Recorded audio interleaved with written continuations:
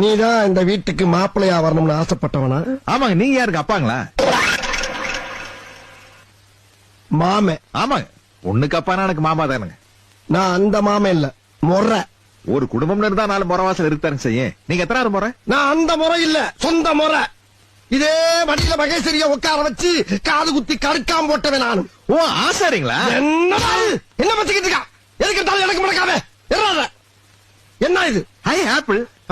மாங்காயா? சரி மாங்கா. கரெக்ட். இது என்ன? அதான் சக்கரை. சாம்பல்னு சொல்லி தொலையா. சரி சாம்பல்யா. இந்த பார், நீ பாக்க வந்தே அந்த பொண்ணு, ஆ. அந்த பொண்ணு விரும்பி விடாம திங்கிறது 2 தான். அப்படின்னா என்ன அர்த்தம்? முழுகாம இருக்கிறான்னு அர்த்தம். அது வெய்ய காலமா இருக்கறனால கொஞ்சம் தண்ணி பஞ்சமா இருக்குங்க. நான் கல்யாணத்துக்கு அப்புறம் பெரிய ஸ்விம்மிங் பூல் கட்டி கொடுக்குறேன். அதுல குடும்பத்தோட குளிச்சு கும்மி அடிக்கிட்டு. நீ அவளை குளிப்பாட்டுறது இருக்கட்டும், ஏற்கனவே அவளை ஒருத்தன் குளிப்பாட்டி கர்ப்பமாக்கி வச்சிருக்கான். 3 மாச கர்ப்பம். இப்ப இப்ப இப்ப நீ என்ன பண்ண போற? இப்ப ஐயோ ஐயோ ஐயோ அப்பா அப்பா. என்ன விட ஓவரா சிரிக்கிற? ஏன் சிரிக்கிற? நான் வந்து வாழ்க்கையில் இந்த மாதிரி ஒரு பொண்ணை தாங்க சிரிக்கிறியா? ஆமாங்க.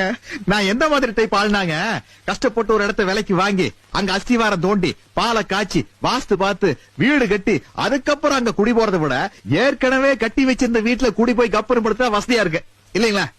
அதே மாதிரி தாங்க ஏற்கனவே கர்ப்பமான பொண்ணை கல்யாணம் பண்ணிட்டோம்னா நம்மளுக்கு டைம் சேவ் ஆகுது பாத்தீங்களா?